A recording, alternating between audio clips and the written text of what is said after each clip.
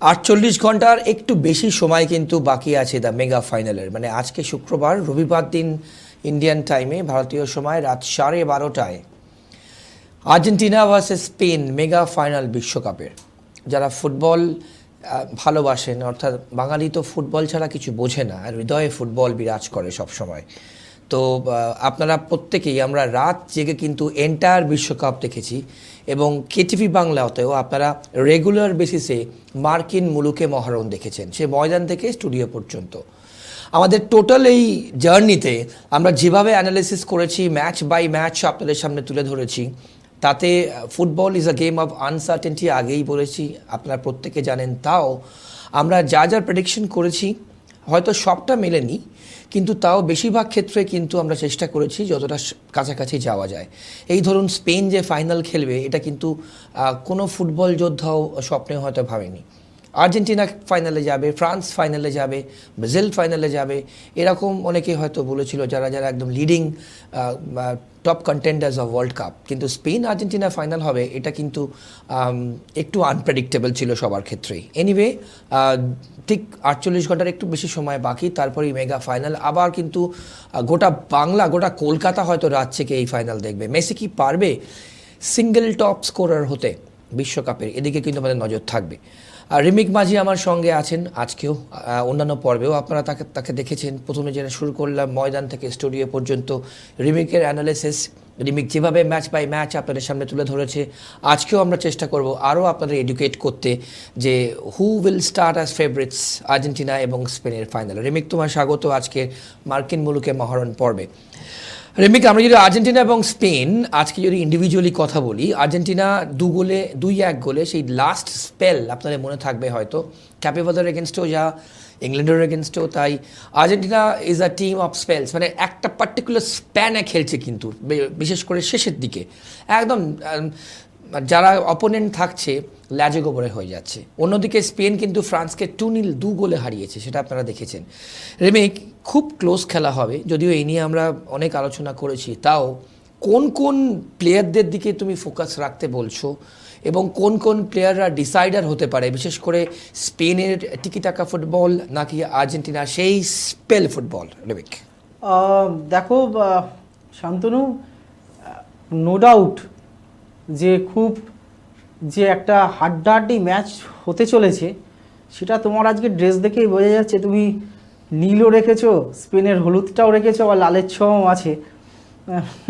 ফলে সেই জায়গা থেকে অবশ্যই এই ম্যাচটা, এবং তুমি যেটা বললে, দেখো ব্রাজিলকে নিয়ে খুব একটা এক্সপেকটেশন অতি বড় ব্রাজিল ভক্তরাও করেননি, কেননা কিন্তু তোমার এই কথাটা ঠিক যে রাউন্ড অফ 32 যখন শুরু হয়েছে, নকআউট পর্ব যখন এই বিশ্বকাপে শুরু হয়েছে, তখন কিন্তু একবারের জন্য কোথাও আসেনি যে স্পেন এইভাবে ফাইনালে পৌঁছে যাবে। কেননা স্পেনে এইভাবে তুমি যদি দেখো, সেইভাবে এই স্পেন দলটাই সেই রকম কোনো তারকা নেই যে স্পেনে আমরা তারকা সমৃদ্ধ স্পেন দেখে এসেছি বছরের পর বছর। জাভি, ইনিয়েস্তা, পুয়েল থেকে শুরু করে ক্যাসিয়াস, কে ছিল না, ফ্যাব্রিগাস।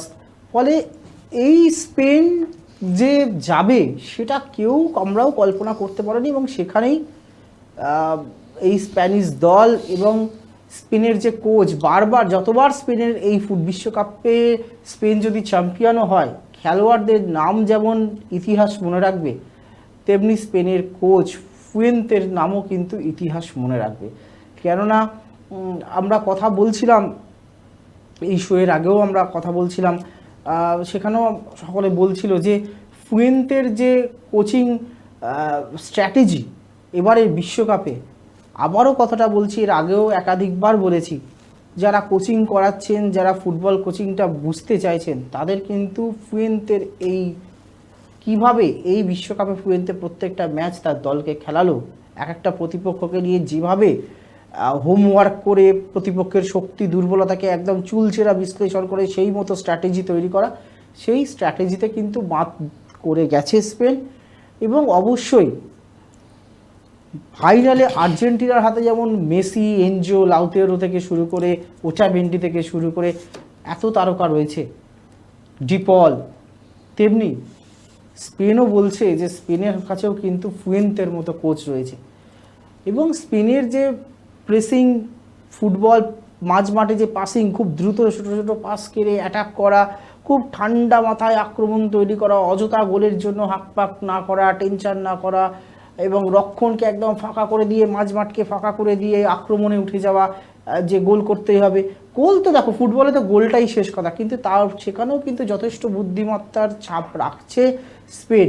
তাই এই বিশ্বকাপে স্পেন রবিবার মধ্যরাতে, বাংলা, আমার গোটা দেশ তো বটে, গোটা পৃথিবী নজর রাখবে যে ক্ল্যাশ অফ টাইটান্স তুমি বলতে পারো। বেশ, তাতে কিন্তু স্পেনকে কোনোভাবেই খাটো করছি না। আর্জেন্টিনার নকআউট পর্বে শেষ মুহূর্তের ঝড়গুলোকে ঠিক মাথায় রেখে। এখান থেকেই যারা ফুটবল দর্শক আছেন, যারা খেলা দেখেন, যদি আমি এই কোয়েশ্চেন তোমাকে করি যে দুটো দলেরই স্ট্রেংথ আর উইকনেস যদি তুমি ইন্ডিভিজুয়ালি দেখো, আর্জেন্টিনার স্ট্রেংথ কি লাস্ট স্পেল, মানে যে খেলা রিপিটেডলি ম্যাচের পর ম্যাচ খেলছে এবং লাস্ট 10 মিনিট থেকে 15 মিনিট যদি তারা ট্রেল করে কিংবা ম্যাচ ড্র থাকে, যে প্রেশারটা অ্যাপ্লাই করছে দুটো উইংয়ে বিশেষ করে, এবং লাস্ট ম্যাচে দেখেছো লাস্ট উইনিং গোল মেসি সেন্টার থেকে যা করা হয়েছে, সেখানে স্ট্রেংথ কোনটা দেখছো আর্জেন্টিনার? ডিফেন্স কি একটা বড় কোয়েশ্চেন মার্ক? উল্টো দিকে স্পেনের পাসিং ফুটবল এবং স্পেনের ওভারঅল যে ফাইটিং স্পিরিট, দুটোকে যদি তুমি পাশাপাশি রাখো কীভাবে অ্যানালিসিস করবে? একদমই, দেখো যে শেষ ম্যাচ যেটা হলো, আর্জেন্টিনা খেললো, এবং আর্জেন্টিনার অবশ্যই বলবো আমি যে দুর্বলতার জায়গা হচ্ছে ডিফেন্স। কোনো তাতে সন্দেহ নেই। নকআউটে 4টে ম্যাচ খেলেছে, round of 16, round of 32, round of 16, quarter final, semifinal, 4টে ম্যাচে আর্জেন্টিনা গোল হজম করেছে কিন্তু 5টা। কেপ ভার্দে 2টো, ইজিপ্ট 2টো, সুইজারল্যান্ড একটা, 6টা, সরি, সুইজারল্যান্ড একটা, এবং ইংল্যান্ডের বিরুদ্ধে একটা গর্ডনের গোল। 6টা গোল কিন্তু হজম করেছে আর্জেন্টিনা। সেখানে তুমি যদি স্পেনের ট্র্যাকটা দেখো, গোটা বিশ্বকাপে কিন্তু স্পেন মাত্র একটা গোল এখনো পর্যন্ত কনসিভ করেছে। ফলে স্পেনের ডিফেন্স একদম, স্পেনের ডিফেন্স নিয়ে যতটা ভরসার জায়গা, ঠিক ততটাই উদ্বেগের জায়গা হচ্ছে আর্জেন্টাইন ডিফেন্স। এবং আর্জেন্টিনা, আমি আবারও বলছি, হয়তো প্রতি ম্যাচেই আমরা শেষ 4টে ম্যাচে নকআউটে দেখলাম যে একদম শেষ মুহূর্তের ঝড়ে আর্জেন্টিনা ওই 7-8 মিনিটের একটা ম্যাজিক্যাল স্পেল, একটা ঝড়, সেই ঝড়ে কিন্তু সব হিসেব বদলে দিচ্ছে। বারবার আমি তোমায় বলছি, দেখো 4টে ম্যাচে হয়েছে বলে ফাইনাল হবে না, ফাইনালে একটা অন্য মনস্তাত্ত্বিক লড়াই থাকে, ওয়ার্ল্ড কাপ ফাইনাল। সেই জায়গায় দাঁড়িয়ে আবারও বলছি, একটা বাড়তি প্রেশার কিন্তু দুই দলের মধ্যে থাকবে। যদিও দুই দলেরই প্লেয়াররা অত্যন্ত পেশাদার, তারা এরকম বহু প্রেশার সিচুয়েশন হ্যান্ডেল করেছে, তাও বলবো এটা ওয়ার্ল্ড কাপ ফাইনাল। ফলে আগে গোল খেয়ে গেলে কিন্তু ওয়ার্ল্ড কাপ ফাইনালে কতটা কি ম্যাজিক হবে, প্রতিদিন এই ম্যাজিক হবে কি না, এটা কাকতালীয় নয়। এটা আর্জেন্টিনা দল প্রমাণ করেছে, লিওনেল স্কালোনির দল প্রমাণ করেছে একাধিক ম্যাচে, পরপর 4টে নকআউটের ম্যাচে 4টেতেই শেষ মুহূর্তে গিয়ে এবং শেষ 5-6 মিনিটে গিয়ে টাইমে গিয়ে যে আমি গোটা ম্যাচটা খেলবো, কিন্তু শেষ 5-10 মিনিটে এমন ঝড় তুলবো, বিপক্ষ তখন একটু ক্লান্ত হয়ে যাবে, বা গোল করার একটা কোথাও যেন একটা বাড়তি আত্মবিশ্বাস, তাদের ওভার কনফিডেন্স চলে আসবে, আমরা তো 2-0 লিড করছি বা আমরা 1-0 লিড করছি। এবং সেইটা, এবং আরও একটা যেটা বিষয়, সেটা হচ্ছে স্পেন কি করে সেটা দেখা। যেই ভুলটা ইংল্যান্ডের কোচ টুখেল করেছে, যে আমি 1 গোলে এগিয়ে আছি 84 মিনিট পর্যন্ত, আমি তারপরে গোলটা করার পরে 55 মিনিটে গোল করার পর আমি দীর্ঘাদেই লম্বা লম্বা প্লেয়ার নামিয়ে ডিফেন্সটাকে মজবুত করব, মেসিকে থেকে মার্কিংটা হালকা সরিয়ে নেবো, মেসি পজিশন চেঞ্জ করার সত্ত্বেও আমার কোনো বিকল্প প্ল্যান নেই মেসিকে আটকানো। সেইটা যদি স্পেন করে কিনা আমার দেখার, যে ইংল্যান্ড যে ভুলটা করেছিল, আশা করি এই ইংল্যান্ড ম্যাচটাও স্পেনের কোচ ফুয়েন্তে তিনি দেখবেন, স্পেনের ফুটবলাররা, স্পেনের ডিফেন্সের যারা আছেন তারা দেখবেন যে ইংল্যান্ড আর্জেন্টিনা ম্যাচটা, এবং সেখান থেকে তারা বিশ্লেষণ করার চেষ্টা করবেন যে কিভাবে এনজো, কিভাবে তোমার ডিপলদের বক্সের বাইরে থেকে জোরালো শট নেওয়ার প্রবণতা। তুমি যদি দেখো সুইজারল্যান্ডের বিরুদ্ধেও, তুমি যদি দেখো, তুমি যদি ইংল্যান্ডের বিরুদ্ধেও দেখো এনজোর গোলটা, তুমি দেখো কিন্তু বক্সের বাইরে থেকে একটু ফাঁকা জায়গা পেলেই কিন্তু গোল করে দিয়ে বেরিয়ে যাচ্ছে লাউতারো মার্টিনেজ বা এনজো বা ইয়েরা। এটা তো একটা বিষয়। এবং ফাইনালের আগে কিন্তু অনেকগুলো বিষয় কিন্তু শান্তনু মানে আমরা ফাইনাল নিয়ে তো আলোচনা করবোই, কিন্তু তার আগে ইংল্যান্ড ভার্সেস ফ্রান্স কিন্তু থার্ড এবং ফোর্থ প্লেসের জন্য খেলবে।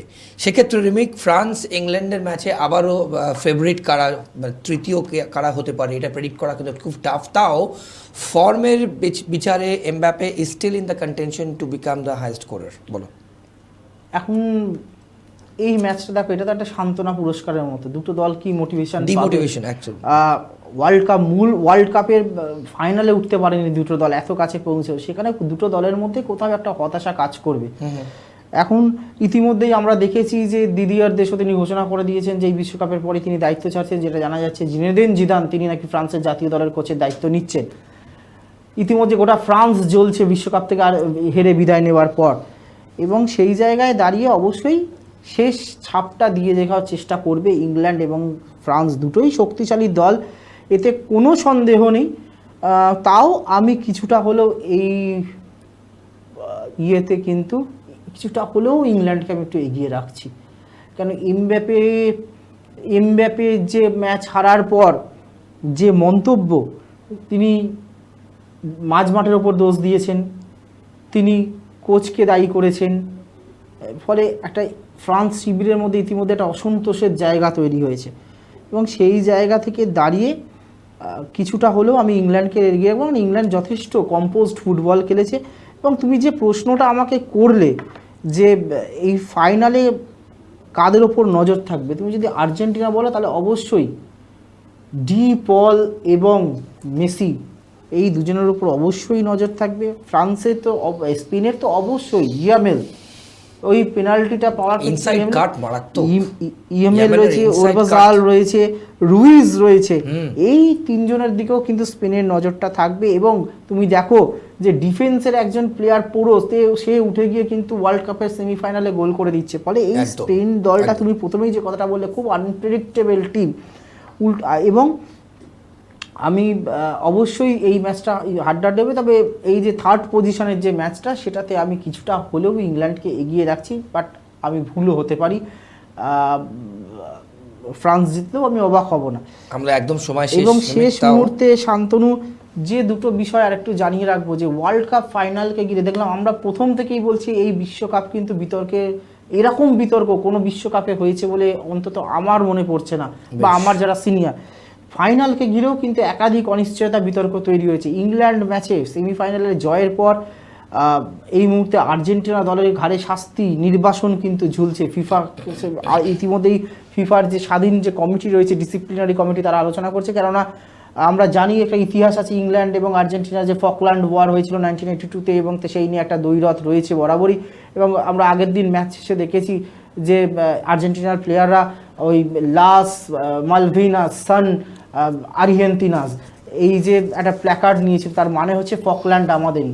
ফিফার যা সম্পূর্ণ নিয়ম বহির্ভূত, ইতিমধ্যেই সেটা নিয়ে ইউরোপিয়ান কান্ট্রিগুলো তারা অভিযোগ জানিয়েছে, ইউরোপের দেশগুলো, যে তারা এই আর্জেন্টিনার এই ইয়ে নিয়ে। তোমাকে একটু আপডেট করে দিই, ইউকে গভর্নমেন্ট অলরেডি তদন্তের দাবি জানিয়েছে এটাই। হ্যাঁ, ইউকে গভর্নমেন্ট তদন্তের দাবি জানিয়েছে, এবং ইতিমধ্যে ফিফার ডিসিপ্লিনারি কমিটি, ফিফার হাতে 3 দিন সময় আছে কি সিদ্ধান্ত নেয়, আর্জেন্টিনার কে কোনো বড় জরিমানা করেন বা নির্বাসনের ফিফার যে কোড অফ কন্ডাক্ট রয়েছে তাতে কিন্তু এই ধরনের জিনিস সম্পূর্ণ নিষিদ্ধ, সেক্ষেত্রে নির্বাসন থেকে জরিমানা রয়েছে। পাশাপাশি আরও একটা আশঙ্কার জায়গা, এই রবিবার মধ্যরাত্রে নিউ জার্সির মেটলাইফ স্টেডিয়ামে যে ফাইনাল, মেগা ফাইনাল, সেটাকে ঘিরেও একটা অনিশ্চয়তা তৈরি হয়েছে। কানাডায় দাবানলের 135টা দাবানল হয়েছে, এবং তার মধ্যে 122টা এখন অ্যাক্টিভ, এবং তার সেই ধোঁয়া নিউ জার্সিতে পৌঁছে গিয়েছে, এবং পরিবেশ এতটাই দূষিত বায়ুমণ্ডল হয়েছে, নিউ জার্সির বায়ুমণ্ডল, এই নিউ জার্সিতেই ফাইনাল রবিবার দিন, যে সেখানকার পরিবেশবিদরা বলছেন 10টা সিগারেট খাওয়া আর একবার শ্বাস নেওয়া এখন সমান। ইতিমধ্যেই মার্কিন গভর্নমেন্ট তারা ঘোষণা করেছে যে অযথা বিনা প্রয়োজনে কেউ যেন নিউ জার্সির মানুষজন যেন রাস্তায় না বেরোন। ফলে ফাইনাল রবিবার আদৌ হবে তো নাকি পিছবে, যদিও আবহাওয়াবিদরা বলছেন শুক্রবারের পর থেকে পরিবেশ একটুখানি ইয়ে হবে, তবুও ফাইনাল রবিবার অর্থাৎ 19 তারিখ মধ্যরাত্রে ভারতীয় সময় হওয়া নিয়েও একটা আশঙ্কা তৈরি হয়েছে। বেশ রিমিক, আমাদের নজর থাকবে। অনেক ধন্যবাদ তোমার সময়ের জন্য। আপনারা শুনলেন আমাদের আজকের পর্বে কিন্তু আমরা মার্কিন মুলুকে মহারণ আপনারা ধারাবাহিকভাবে দেখছেন, এবং আপনাদের সামনে বিশ্বকাপ ফুটবল নিয়ে কি হতে পারে, কারা সম্ভাব্য চ্যাম্পিয়ন কারা, এবং ফোর্থ প্লেস ম্যাচ নিয়েও কিন্তু আমরা আজকের পর্ব ডিসকাস করলাম। আমাদের অনুষ্ঠান চলতে থাকবে, বিশ্বকাপও চলতে থাকবে এখন শেষ পর্যায়ে। আজকের পর্ব এ পর্যন্তই। অন্যান্য সব খবরের জন্য চোখ রাখুন KTV বাংলায়। নমস্কার।